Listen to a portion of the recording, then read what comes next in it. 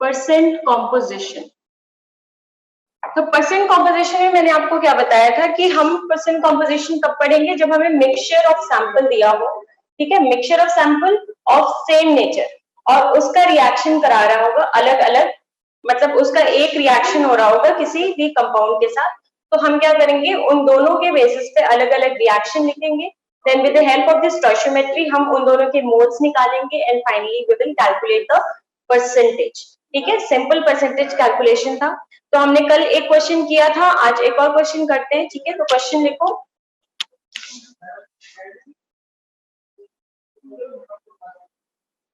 $14.2 ग्राम। जब भी मिक्सचर का क्वेश्चन आए तो इसमें आप समझ जाना कि यहाँ पे परसेंट कॉम्पोजिशन लगेगा। 14 gram mixture of MgCO3 and CaCO3 on heating gives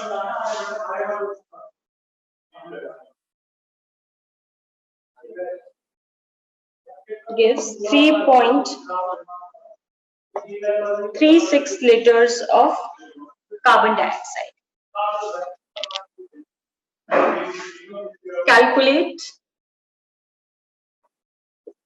percentage of MgCO3 in the sample.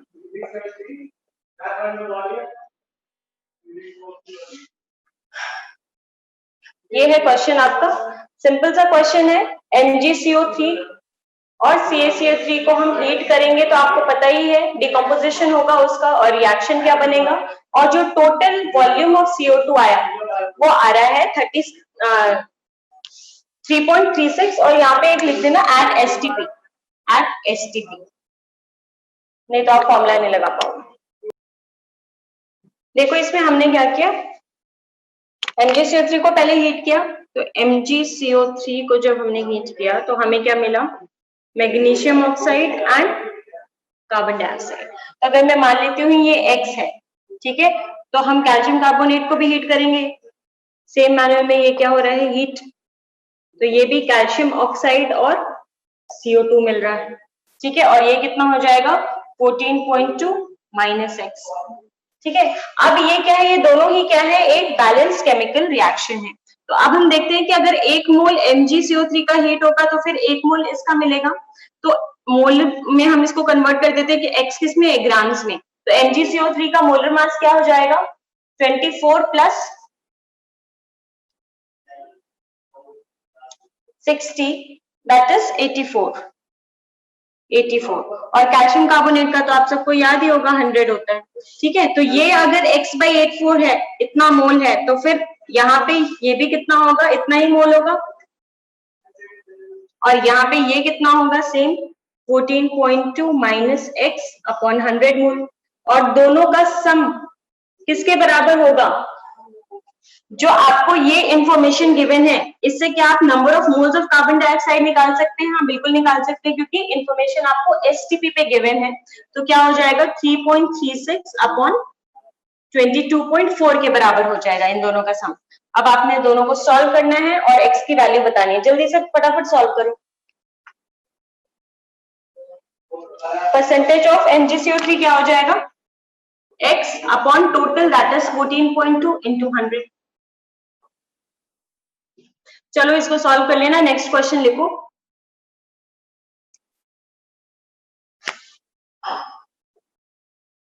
To gram mixture of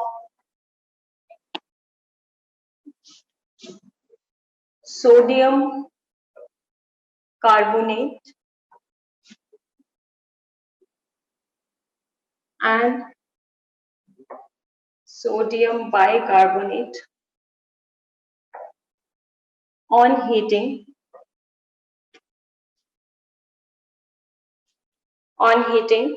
gives 0.44 gram of CO2. Calculate the percentage of sodium carbonate in the mixture.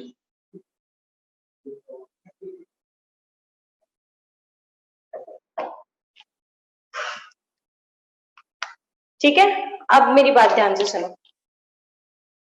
ये question को solve करने के लिए आपको inorganic chemistry का कुछ basic पता होना चाहिए। तो ये क्वेश्चन लिख लो और उसके बाद उसके नीचे ही एक हेडिंग डालो। पहले बता दो सोडियम कार्बोनेट का फॉर्मूला क्या हो जाएगा। सोडियम कार्बोनेट का फॉर्मूला क्या हो जाएगा? Na2CO3, ठीक है, NaCO3 नहीं, क्योंकि कार्बोनेट पे -2 चार्ज होता है। और सोडियम बाइकार्बोनेट क्या हो जाएगा? NaHCO3, ठीक है। ये तो आपने पढ़ा ही होगा, क्या होता है ये? बेकिंग पाउडर, है ना। अब देखो, इस क्वेश्चन को सॉल्व करने के लिए हमें पता होना चाहिए कि हीटिंग इफेक्ट क्या होता है। किसी भी कार्बोनेट को या फिर बाइकार्बोनेट को हीट करेंगे तो क्या होगा, ठीक है। तो इसके नीचे हेडिंग लिखो, heating effect of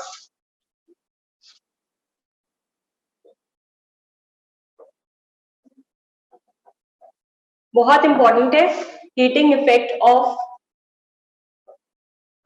carbonates that is CO3-2 and bicarbonates that is HCO3-।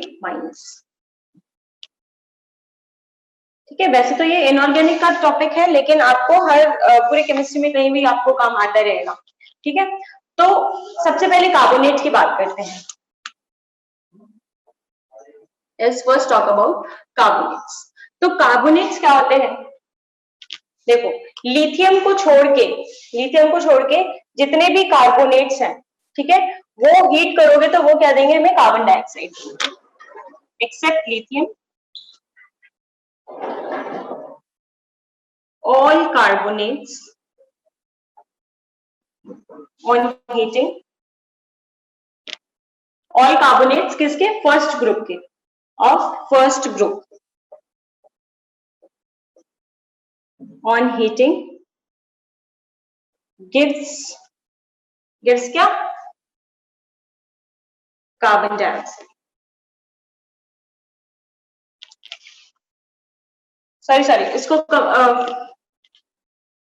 लिखा तो नहीं अभी?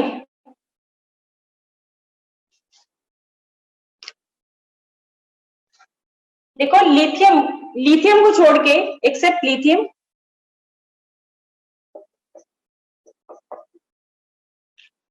Lithium, all carbonates of first group shows no reaction, ठीक है, नो रिएक्शन। सिर्फ लिथियम, देखो जैसे कि आपका फर्स्ट ग्रुप में हो गया Na2CO3, K2CO3 and your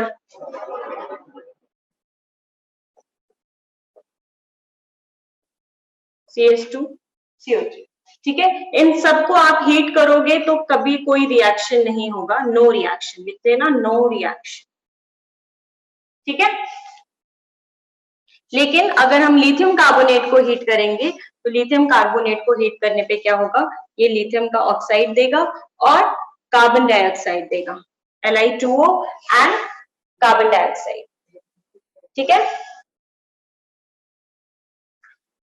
अब ये ऐसा क्यों होता है, ये आपने याद रखना है। वैसे तो ये जो कार्बोनेट्स है ना, ये बहुत स्टेबल होते हैं। एक क्यों स्टेबल? ये बहुत स्टेबल होते हैं, इसलिए इसको हीट करने पे ये कोई रिएक्शन नहीं करते, ठीक है।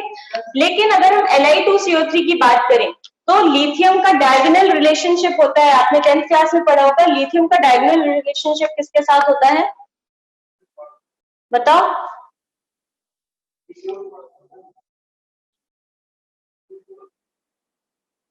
डायगोनल रिलेशनशिप पढ़ा था ना?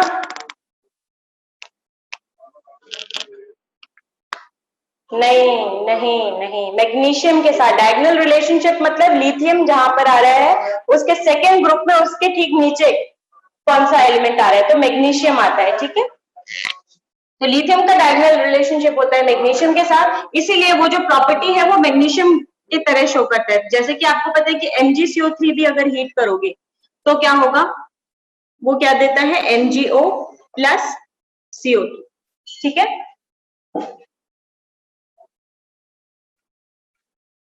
PbCO3 को हीट करो तो क्या देगा, PbO प्लस CO2। ठीक है, तो इन फर्स्ट ग्रुप के ये वाले एलिमेंट्स के कार्बोनेट को छोड़ के जितने भी बाकी एलिमेंट्स होते हैं वो अपने कार्बोनेट में कार्बन डाइऑक्साइड देंगे और उसका करस्पॉन्डिंग ऑक्साइड बनाएगा। ठीक है, इसको छोड़ के पहला पॉइंट लिख लिया।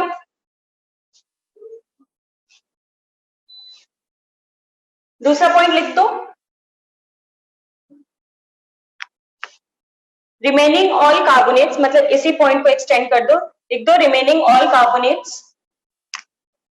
ये पहली बात। दूसरी बात लिख लो, remaining all carbonates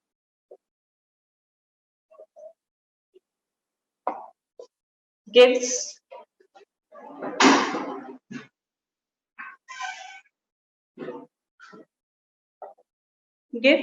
CO2 after heating।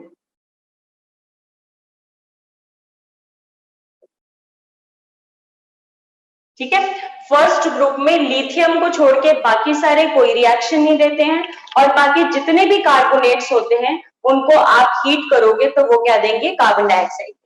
ठीक है, और एक और बात, दो ऐसे एलिमेंट्स होते हैं, ठीक है, जिनको आप हीट करो, जिनके कार्बोनेट्स को अगर हीट करो तो दो तरह के गैसेस मिलते हैं। वो कौन कौन से होते हैं ये भी हमें याद रखना है। एक होता है हमारा HgCO3, मतलब मरकरी का जो होता है carbonate, and second one is Ag, ये नहीं दिखा ना, सी पॉइंट यहां पे लिख लो कि HgCO3 को जब हीट करते हैं तो क्या मिलता है हमें, Hg plus CO2 plus half O2, मतलब दो गैस मिले। ठीक है, और एक होता है Ag2CO3, मतलब सिल्वर का कार्बोनेट, ये भी हमें क्या देगा, silver plus CO2, 2 silver plus CO2 plus half O2। तो दो ऐसे मेटल के कार्बोनेट्स होते हैं जिनको हीट करो तो वो क्या देते हैं, दो गैसेस देते हैं, that is carbon dioxide and oxygen. बाकी सारे मेटल्स क्या करते हैं, अपने कार्बोनेट को हीट करो तो वो हमें कार्बन डाइऑक्साइड देंगे। एक्सेप्शन कहाँ आ जाएगा आपका, फर्स्ट ग्रुप में लिथियम को छोड़ के सारे एलिमेंट्स रिएक्शन ही नहीं करते। ठीक है, आगे बात समझ में याद रहेगी ये दो तीन बातें। ठीक है, अब लिखते हैं बाइकार्बोनेट्स के बारे में, देखते हैं बाइकार्बोनेट्स पे क्या हीटिंग इफेक्ट होता है।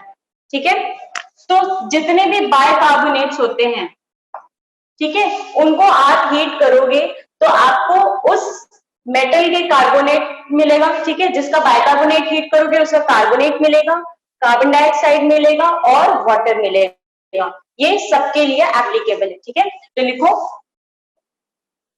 all bicarbonates on heating gives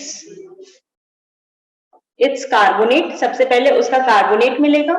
ठीक है, अगर सोडियम बाइकार्बोनेट की बात करें तो हमें सोडियम कार्बोनेट मिलेगा and carbon dioxide and water, ये तीन चीजें मिलेंगी हमें। ठीक है, तो जैसे कि सोडियम बाइकार्बोनेट का फॉर्मूला क्या हो जाएगा, NaHCO3। NaHCO3 को अगर आप हीट करोगे तो आपको मिलेगा Na2CO3 plus carbon dioxide plus water. ठीक है, इसको बैलेंस कर लेते हैं, आई थिंक बैलेंस हो गया। ठीक है, सो दिस इज इट। बताओ कैल्शियम बाइकार्बोनेट का फॉर्मूला जल्दी से, आपको फॉर्मूला बनाना भी आना चाहिए। अब इस स्टेज में जब 15-16 लेक्चर्स लग गए हैं आपके, तब आपको फॉर्मूला बनाना भी आना चाहिए, रिएक्शन लिखना भी। हाँ, निखिल ने गलती कर दी। Ca पर क्या चार्ज होता है, what is the valency of Ca? Calcium की वैलेंसी होती है 2, और सोडियम बाइकार्बोनेट पे कितना चार्ज है, याशिका राणा, वेरी गुड। मैं कैल्शियम कार्बोनेट नहीं पूछ रही हूँ, कैल्शियम बाइकार्बोनेट पूछ रही हूँ। विशेष, कैल्शियम कार्बोनेट क्या हो जाएगा, कार्बोनेट पे भी -2 चार्ज है और कैल्शियम पे भी +2 चार्ज है, तो इसका फॉर्मूला क्या बनेगा, CaCO3 ना। और इसका फॉर्मूला क्या बनेगा, CaHCO3 का होल ट्वाइस, क्योंकि कैल्शियम पे +2 चार्ज था और इस पे -1 चार्ज है। ठीक है, इसको हीट करेंगे तो हमें क्या मिलेगा, जल्दी बताओ, फॉर्मूला लिखना भी आना चाहिए, जल्दी बताओ क्या मिलेगा। इसका कार्बोनेट, इस मेटल का कार्बोनेट, इस मेटल का कार्बोनेट क्या हो जाएगा, कैल्शियम कार्बोनेट, और उसका फॉर्मूला होता है CaCO3 and carbon dioxide and water. ठीक है, तो ये है आपका heating effect of carbonates and bicarbonates. बहुत इंपॉर्टेंट होता है, आपको क्वेश्चन में किसी फॉर्म में ये दे देता है और आप भूल जाते हो इसको अप्लाई करना। अब उसी चीज को अगर मैं यहाँ पे अप्लाई करूं तो मैं मिक्सचर को हीट कर रही हूँ किसके, सोडियम कार्बोनेट और सोडियम बाइकार्बोनेट को। बताओ कौन रिएक्ट करेगा। यहाँ पे जो कार्बन डाइऑक्साइड प्रोड्यूस होगा वो किसकी वजह से हो रहा है, इस क्वेश्चन में आते हैं वापस। ठीक है, वेरी गुड, NaHCO3 की वजह से आ रहा है, क्योंकि सोडियम कार्बोनेट तो हीट ही नहीं होगा, वो तो नो रिएक्शन शो करेगा। तो यहाँ पे क्या हो गया, पहले तो लिख लो कि NaHCO3 रिएक्ट करके हमें Na2CO3 दिया प्लस CO2 प्लस H2O। ठीक है, थोड़ा इधर लिखती हूँ,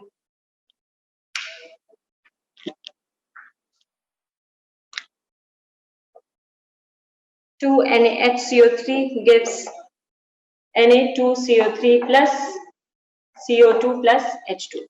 ठीक है, अब इसका मैंने क्या मान लिया, 2 - x ग्राम्स। ठीक है, अब इसका 2 मोल था तो कार्बन डाइऑक्साइड का कितना मोल हो रहा है,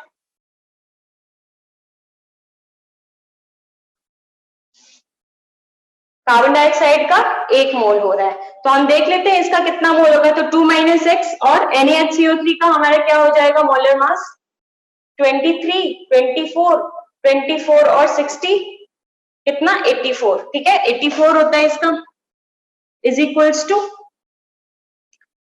ये इतना मोल हो गया। तो कार्बन डाइऑक्साइड का भी कितना मोल हो गया, 2 - x अपॉन 84 मोल, और ये आपको गिवन है इतना ग्राम। तो इतना ग्राम किसके बराबर हो गया आपका, ये सारा का सारा किसकी वजह से आ रहा है, इसी की वजह से आ रहा है।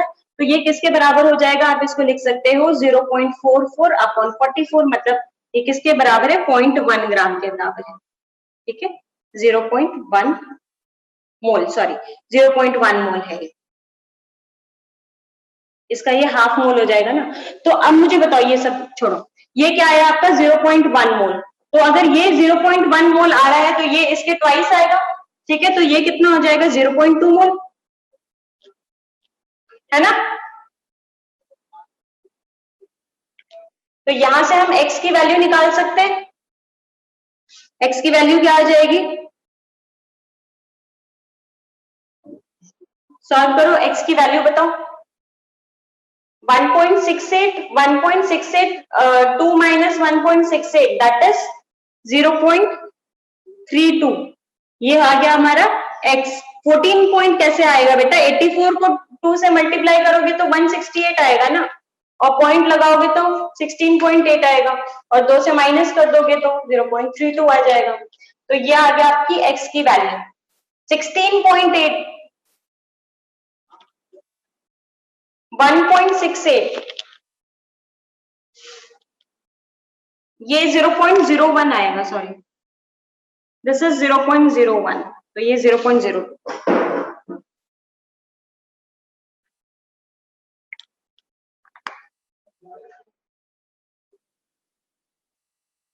ठीक है, तो यहाँ पे आपकी x की वैल्यू आ गई। और परसेंटेज कैसे निकाल लोगे आप, परसेंटेज आपसे किसका पूछ रहा है, Na2CO3 का, मतलब 0.32 अपॉन टोटल इंटू 100, कितना हो गया 16%। ये क्या हो जाएगा 0.16, मतलब 16% था हमारे पास Na2CO3।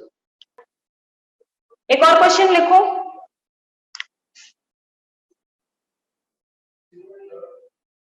ये आ गया ना समझ में सबको।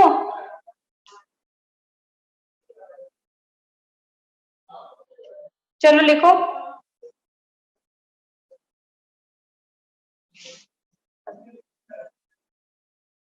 1 gram mixture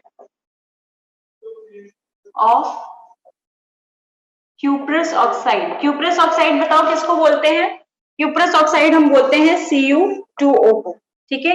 and cupric oxide, cupric oxide किसको बोलेंगे? CuO, ठीक है।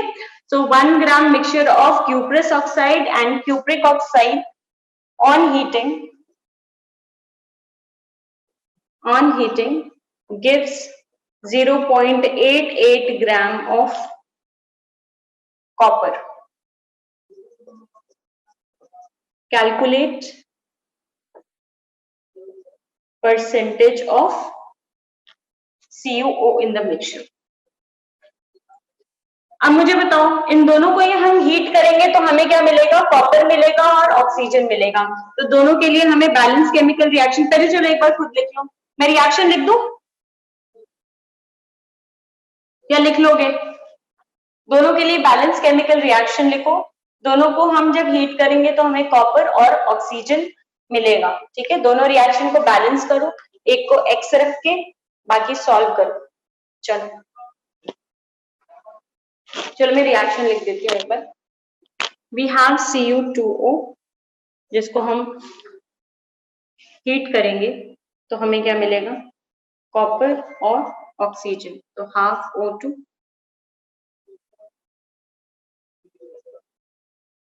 and 2Cu, and we have CuO, इसको हम हीट करेंगे तो मिलेगा कॉपर प्लस हाफ O2, ठीक है। तो अगर थोड़ा नीचे लिख देती हूँ,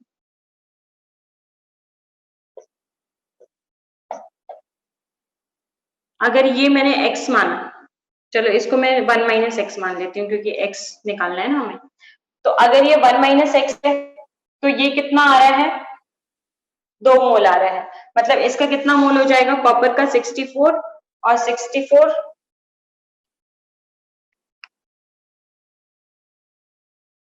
प्लस 16 मतलब 144। तो ये कितना आएगा? Twice of 1 minus x upon 144, इतना मोल आ गया। अब ये कितना है? x अपॉन ये कितना हो गया आपका? 64 प्लस 16 प्लस 80, तो ये कितना हो जाएगा? x बाई 80, और दोनों को हम सम कर देंगे और इसके मोल्स के बराबर लिख देंगे। तो ये क्या हो जाएगा?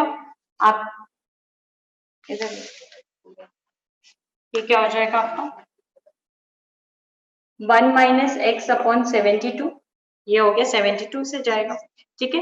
Plus x upon 80 is equals to इतना ग्राम, मतलब 0.88 ग्राम अपॉन 64, ठीक है। इसको आप सॉल्व करेंगे, आपका आंसर कैसे आएगा? x अपॉन 1 इंटू 100,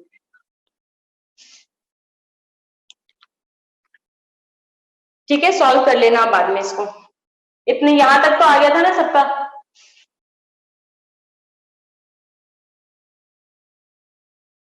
चलो अब देखो, आपके सारे टॉपिक्स मोल कंसेप्ट के जो हैं वो हो गया है आपका कंप्लीट। अब हम धीरे धीरे मोल 2 की तरफ बढ़ रहे हैं, लेकिन मोल 2 के से बढ़ने से पहले हमें कुछ टर्म्स हैं वो हमें समझना पड़ेगा, ठीक है। कुछ बहुत ही बेसिक टर्म्स हैं जो आपको बहुत फ्रिक्वेंटली यूज होंगे वहां पे, जैसे कि मोलारिटी, आपने नाम सुना होगा, मोलालिटी, नॉर्मेलिटी, ये सारी चीजें हम पढ़ने वाले हैं, ठीक है। तो अब ये चैप्टर तो वैसे खत्म हो गया है, लेकिन एक टॉपिक ये इसी चैप्टर में आ जाएगा क्योंकि मोल 2 में आने के लिए वो सारे टॉपिक्स आपको आने चाहिए, ठीक है। तो टॉपिक का नाम है concentration of solution.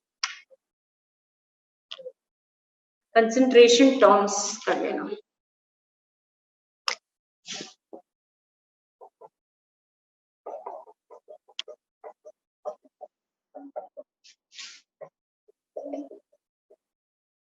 Concentration terms, अब इसमें हम जो कंसंट्रेशन के लिए हम जो भी यूज करते हैं ना टर्म्स, उसके बारे में पढ़ेंगे। तो बेसिकली जो कंसंट्रेशन होता है वो हम, ये जो टर्म है कंसंट्रेशन, ये हम यूज करते हैं सोल्यूशन के लिए, ठीक है। तो सोल्यूशन के लिए हम यूज करते हैं, तो सबसे पहले समझते हैं कि सोल्यूशन क्या होता है। ठीक है, तो लिखो कंसंट्रेशन ऑफ सोल्यूशन।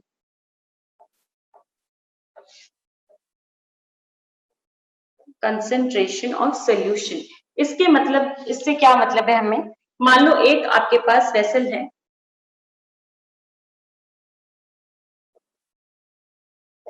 ठीक है, इसमें आपका रखा हुआ है वाटर, ठीक है। अब आप इसमें ऐड करते हो सॉल्ट, तो क्या बन जाएगा, ये एक सोल्यूशन बन जाएगा, है ना। सोल्यूशन बन रहा है ना। वाटर और सॉल्ट क्या होता है, एक सोल्यूशन होता है। और किस तरह का सोल्यूशन होता है, आपने 9th क्लास में पढ़ा था कि जो सोल्यूशन में आपको बाउंड्री ऑफ सेपरेशन ना दिखे, वो सोल्यूशन को हम बोलते हैं होमोजेनियस सोल्यूशन, या फिर कहते हैं ट्रू सोल्यूशन। ठीक है, ट्रू सोल्यूशन, उसको हम सेपरेट नहीं कर सकते हैं बाय फिजिकल मेथड्स। ठीक है, तो ये क्या हो गया, यहाँ पे वाटर जो है, सोल्यूशन दो चीजों से मिलके बनता है। वाटर जो है वो हो जाएगा सॉल्वेंट, और सॉल्ट क्या हो जाएगा, solute.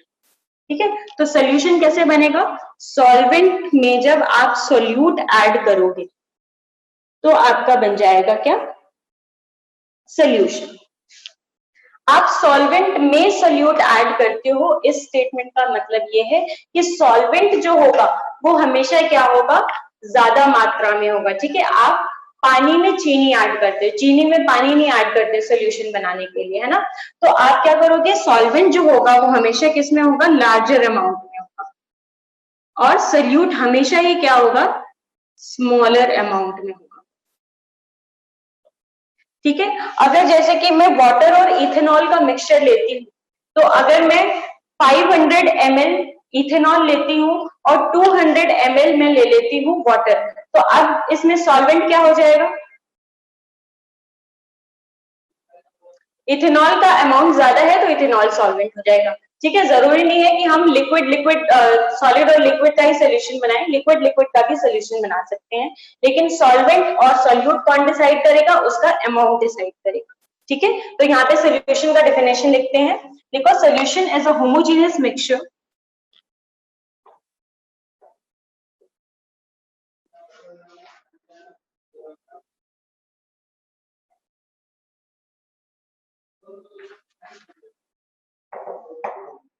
solution is a homogeneous mixture of two or more substances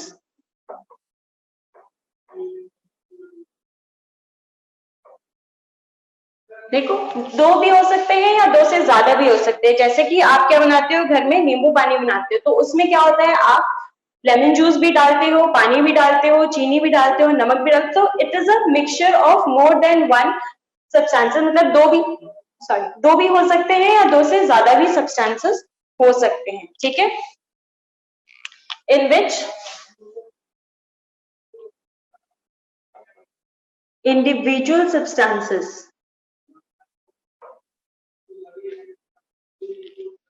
loses its identity। इसका क्या मतलब है, आपने जैसे शुगर ऐड किया पानी में, तो शुगर की जो आइडेंटिटी थी, ठीक है, वो क्रिस्टलाइन फॉर्म में होता है, वो उसकी आइडेंटिटी क्या हो गई, लूज हो गई। ठीक है, तो सोल्यूशन में क्या होता है, हमेशा जो भी सब्सटेंसेस आप ऐड करोगे वो अपनी आइडेंटिटी को लूज कर देते हैं। ठीक है,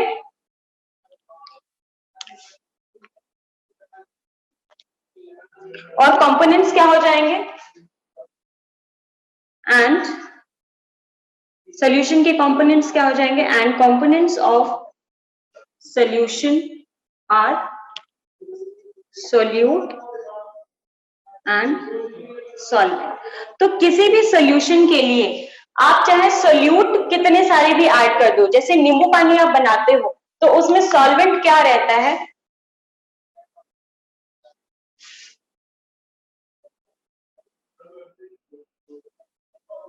वाटर रहता है। ऐसा तो नहीं बोल रहा कोई कि लेमन जूस वाटर हो, लेमन जूस सॉल्वेंट हो जाएगा। सॉल्वेंट हमेशा एक ही रहेगा, लेकिन सोल्यूट क्या हो जाएगा, एक से दो या दो से ज्यादा भी हो सकता है। ठीक है, तो लिख लिया इतना, शुगर, लेमन, नमक डालना है नमक डाल लो, ठीक है, आपकी मर्जी है। लिख लो, component which is present in larger amount is known as solvent and the component which is present in smaller amount is known as solute. ठीक है, एग्जाम्पल इसका हो जाएगा सॉल्टेड वाटर, सॉल्टेड वाटर, ठीक है, सॉल्टेड वाटर में water आपका हो जाएगा solvent and salt will be your solute. दूसरा एग्जाम्पल अगर मैं बोलूं कि aqueous solution of urea, aqueous solution of urea, इसका क्या मतलब है? जब भी आपका वर्ड आए एक्वस, तो एक्वस का क्या मतलब होता है? या तो वो एक्वस ऐसे लिखा रहेगा या फिर एक्यू लिखेगा कि एक्वस यूरिया। अब एक्वस यूरिया का क्या मतलब है कि ये एक सोल्यूशन है जिसमें यूरिया को हमने डिसॉल्व किया है वाटर में, ठीक है। तो एक्वस का हमेशा मतलब क्या होगा कि वाटर इज द सॉल्वेंट, ठीक है। तो यहाँ पे आपका सॉल्वेंट हो जाएगा वाटर एंड सोल्यूट क्या हो जाएगा? यूरिया।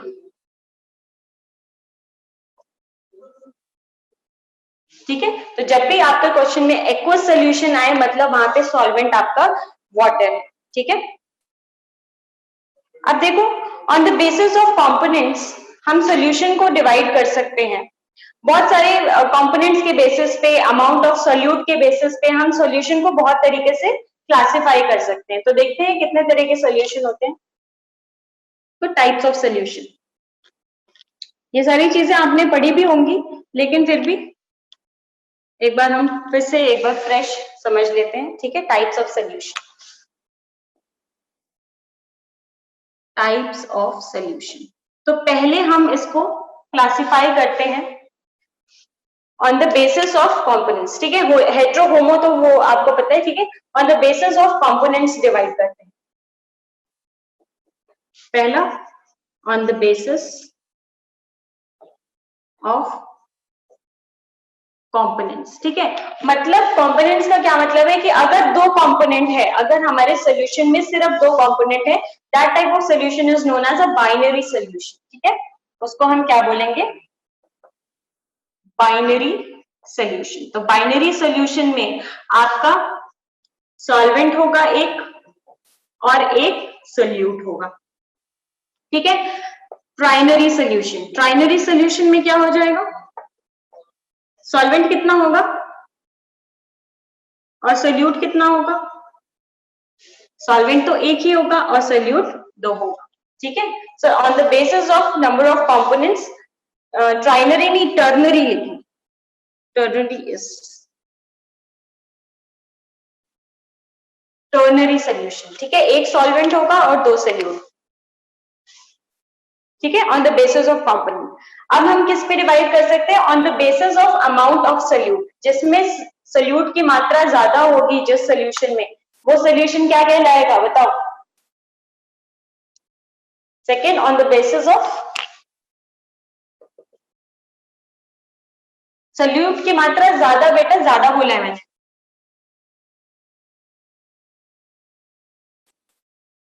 कॉन्सेंट्रेटेड। सैचुरेटेड तो वो एक सैचुरेटेड, मैंने ये नहीं बोला कि आप और ऐड नहीं कर सकते, मैंने सिर्फ इतना बोला है कि ज्यादा अमाउंट है, on the basis of amount of solute,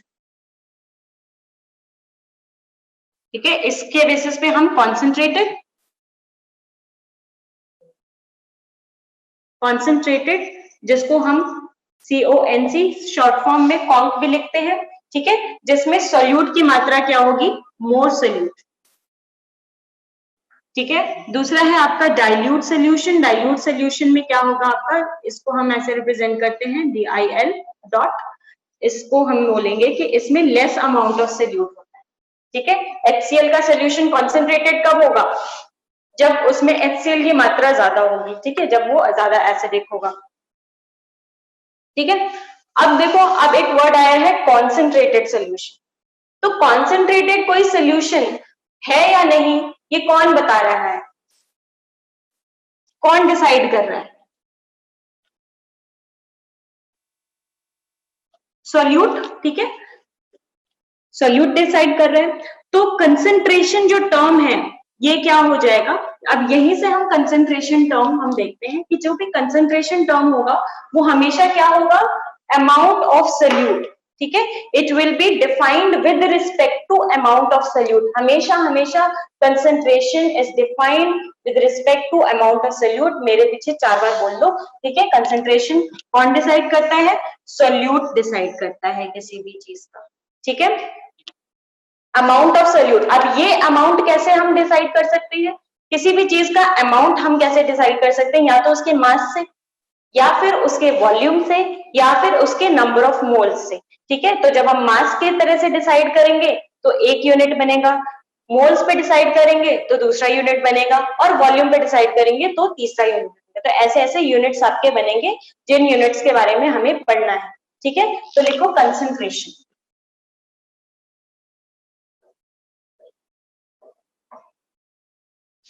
ठीक है। कंसंट्रेशन में लिखो, concentration is always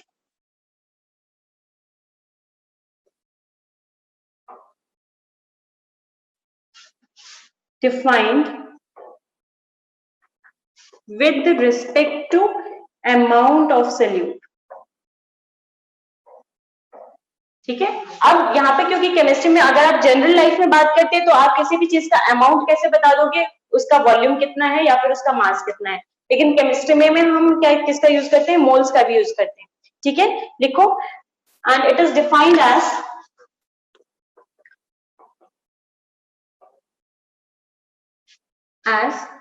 ratio of, किसका किसका रेशियो? रेशियो या तो मास, या फिर वॉल्यूम, या फिर moles of solute to the mass, या फिर वॉल्यूम ऑफ किसका? या तो सॉल्यूशन का लेंगे हम, या फिर सॉल्यूशन और सॉल्वेंट, ठीक है। सारे यूनिट्स में ध्यान से सुनना, जितने भी यूनिट्स होते हैं सारे यूनिट में हम मास या वॉल्यूम सॉल्यूशन का ही यूज करते हैं, लेकिन सिर्फ एक यूनिट होती है जिसमें हम सॉल्वेंट यूज करते हैं, ठीक है। Only one unit is there जिसमें हम सॉल्वेंट यूज करते हैं, बाकी सारे यूनिट में डिनोमिनेटर में सॉल्यूशन का मास या वॉल्यूम आएगा, ठीक है। आगे मेरी बात समझ में, इसलिए मैंने दोनों ही लिखवा दिया है। Only one unit comprises of mass और volume of solvent, rest all the units have the mass और वॉल्यूम ऑफ सॉल्यूशन। लेकिन ऊपर हमेशा कौन रहेगा? मास, वॉल्यूम या मोल्स किसके? सॉल्यूट के। क्लियर है? तो कंसंट्रेशन क्या हो जाएगा? मास या वॉल्यूम, डिपेंडिंग अपॉन क्वेश्चन में क्या गिवन है, या मोल्स किसके? सॉल्यूट के, अपॉन मास या फिर वॉल्यूम जो भी गिवन हो किसके?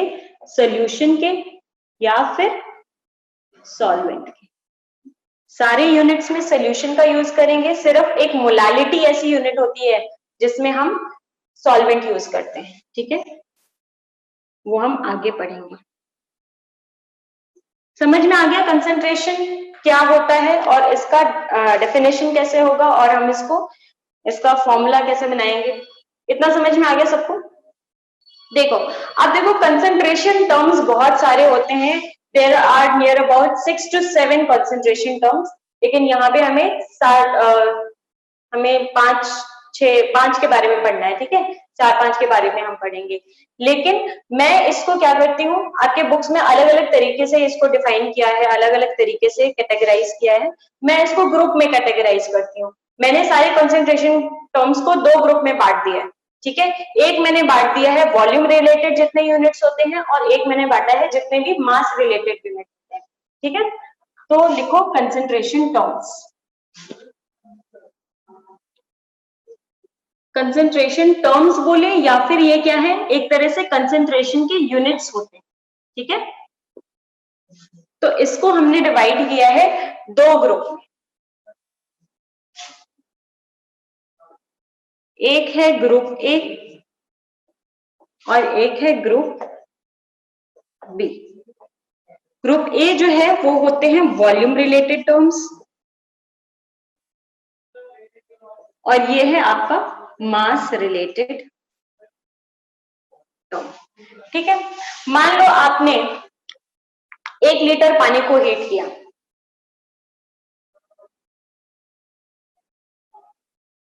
ठीक है। तो वॉल्यूम क्या होता है, टेम्परेचर के साथ चेंज होता है ना।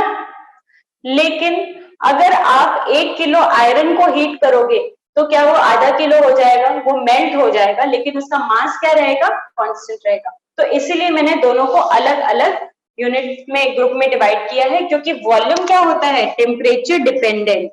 Volume is temperature dependent.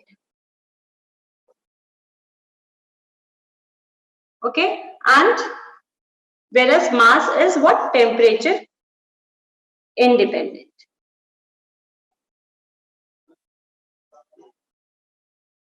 इसका मतलब क्या है कि यहाँ पे जितने भी यूनिट्स आएंगे वो सारे ही क्या होंगे, टेम्परेचर के साथ चेंज हो जाएंगे, लेकिन इधर जितने भी यूनिट आएंगे बी में वो क्या होंगे, टेम्परेचर के साथ चेंज नहीं होंगे। बात आगे समझ में, ठीक है। तो सबसे पहले आता है पहला यूनिट आपका परसेंट बाय वॉल्यूम, ठीक है। इसको हम V बाई V से भी डिनोट करते हैं। ये क्या होता है, कैसे होता है, इसका फॉर्मूला वो सब हम बाद में पढ़ेंगे, पहले देखते हैं कौन कौन से टर्म्स होते हैं। सेकेंड है आपका परसेंट वेट बाय वॉल्यूम, इसको हम W बाय V से डिनोट करते हैं, ठीक है। नेक्स्ट इज योर सबसे इंपॉर्टेंट जो है यहाँ पे मोलैरिटी, मोलैरिटी, ठीक है।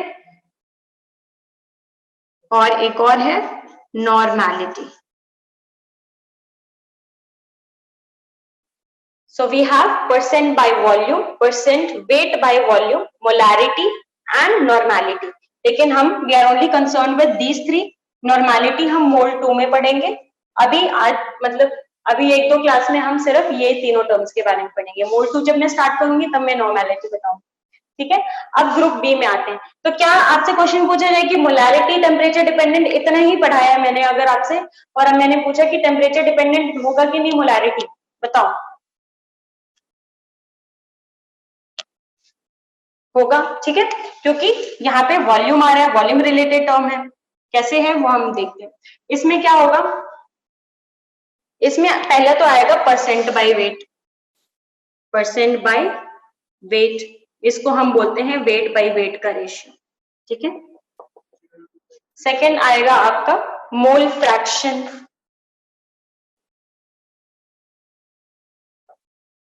ठीक है, मोल फ्रैक्शन। तीसरा आपका आएगा मोलालिटी,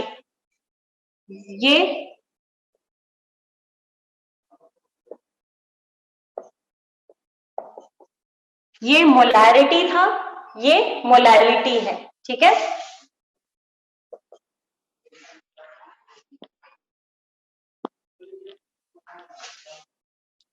और फिर आपका आ जाएगा पार्ट्स पर मिलियन, पार्ट्स पर मिलियन, इसको हम बोलते हैं पीपीएम, पीपीएम।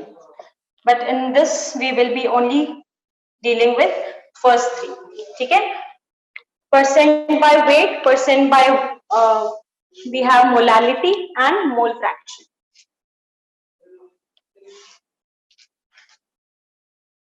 अब हम एक एक करके इन तीनों, इन सब के बारे में पढ़ेंगे। हमें बेसिकली यहाँ पे 6 के बारे में पढ़ना है, ठीक है। सबसे पहले लिखते हैं ग्रुप ए पे आते हैं, और ग्रुप ए में आएंगे हम परसेंट बाय वॉल्यूम। मैंने क्या बोला, परसेंट बाय वॉल्यूम को हम क्या बोल रहे हैं, वॉल्यूम बाय वॉल्यूम, है ना। वॉल्यूम बाय वॉल्यूम का क्या मतलब है, और यहाँ पे हम किसकी बात कर रहे हैं, कंसंट्रेशन टर्म्स की बात कर रहे हैं। और अगर मैं बोलती हूँ वॉल्यूम बाय वॉल्यूम तो ये हो जाएगा वॉल्यूम ऑफ सोल्यूट, ठीक है, अपॉन वॉल्यूम ऑफ सोल्यूशन। पहला है आपका volume, percent by volume, percent by volume, इसको हम V बाय V रेशियो से भी डिनोट करते हैं, ठीक है। ये क्या हो जाएगा, volume of solute in ml, इसको हम डिफाइन कैसे करेंगे, वॉल्यूम ऑफ सोल्यूट, क्योंकि कंसेंट्रेशन टर्म है, हमेशा किसके रिस्पेक्ट में होगा, सोल्यूट के रिस्पेक्ट में, volume of solute in ml, ठीक है। और since it is a percentage, percentage हमेशा कितने में डिफाइन करते हैं हम, आपके 50% आए, कितने में से? 100 में से, ठीक है। तो यहाँ पे ml है तो नीचे भी क्या होगा, ml होगा। और कितना ml होगा? Volume of solute in ml, ठीक है। Volume of solute in ml present in पर 100 ml ऑफ सोल्यूशन, ठीक है। पर 100 ml of solution is called as percent V by V, ठीक है। वॉल्यूम बाय वॉल्यूम का क्या मतलब है कि जितना वॉल्यूम ऑफ सोल्यूट है किसमें, ml में, पर 100 ml ऑफ सोल्यूशन में, ठीक है। तो अगर मैं बोलूं इसका फॉर्मूला तो क्या हो जाएगा, परसेंट V बाई V का वॉल्यूम किसका, सोल्यूट का, अपॉन वॉल्यूम सोल्यूशन का इंटू 100, ये हो जाएगा आपका परसेंट V बाई V, ठीक है। तो अगर मैं बोलूं कि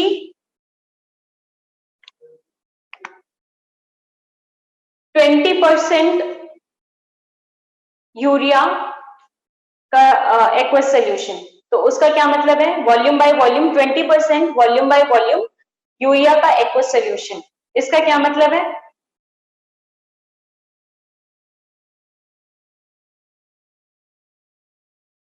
बोलो बच्चों। मतलब 20 ml urea in 100 ml of what, 100 ml, ग्राम कहां से आ गया, मैंने वॉल्यूम बाय वॉल्यूम यूज किया है। 100 ml ऑफ व्हाट, पूरा का पूरा सोल्यूशन। तो मैं इसमें अगर सोल्यूशन वॉल्यूम ऑफ वाटर पूछूं तो क्या हो जाएगा, वॉल्यूम ऑफ वाटर?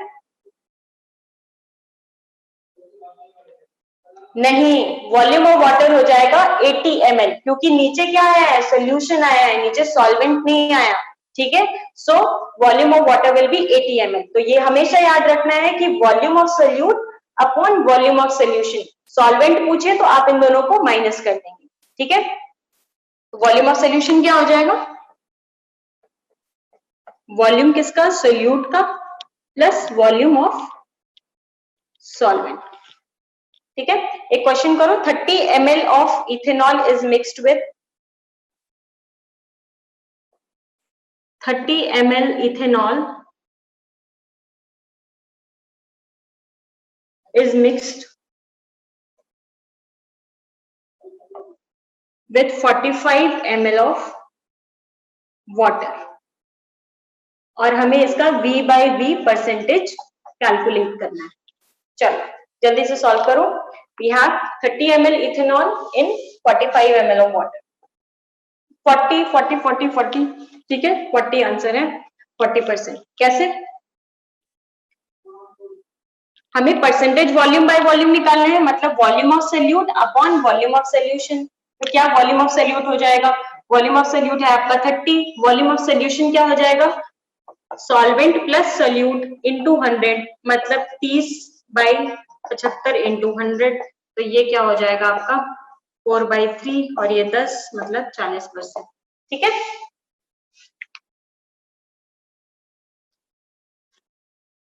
सबका आ गया 40%। एक और क्वेश्चन लिखते हैं, इसके बाद ये लास्ट क्वेश्चन है, इसके बाद हम नया टर्म पढ़ेंगे, कल पढ़ेंगे, लेकिन तो लिख लो ये last question. How many ml of solute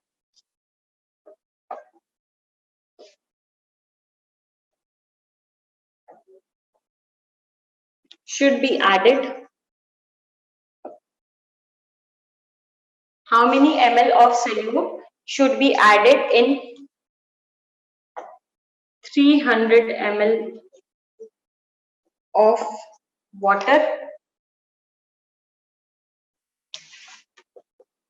to obtain a solution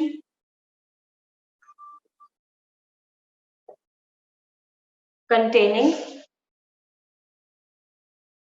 80% volume of solvent। चल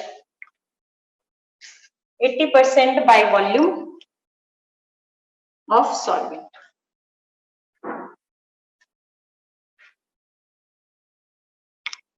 इसमें एक ट्रिक है, मतलब क्वेश्चन ध्यान से समझना, कंसंट्रेशन याद करो किसके लिए होता है। नहीं, गलत जवाब। लेकिन देखो क्वेश्चन ध्यान से समझो क्या बोल रहा है। गलत, गलत, सबका गलत। 80% by volume of solvent, and this is defined, concentration is defined for what? Concentration किसके लिए डिफाइंड है? अगर 80% बाय वॉल्यूम ऑफ सॉल्वेंट है तो सोल्यूट के लिए कितना परसेंट हो जाएगा? 20% हो जाएगा। और 20 किसके बराबर हो जाएगा? अगर हम इसका V मान लेते हैं तो V upon 300 plus V is equals to 20, है ना? अभी भी कैलकुलेशन मिस्टेक हो रही है। देखो 80% बाय वॉल्यूम ऑफ सॉल्वेंट अगर बोल रहा है, इसका मतलब इसमें 20% क्या है? बाय वॉल्यूम ऑफ सोल्यूट है ना? तो इसको हम क्या करेंगे? 20 हो जाएगा V अपॉन 300 प्लस V, तो ये क्या हो जाएगा? 300 plus V is equals to 5V। 300 plus V is equals to 5V, तो 4V इज इक्वल्स टू 300, मतलब V कितना आ जाएगा? 75 ml। 75 ml is the answer. हाँ सॉरी, इंटू 100 भी करो। हाँ तभी तो आया यहाँ पे 5, ये 5V आ गया ना। 300 plus V is equals to 5V, 75 ml आ जाएगा आंसर आप।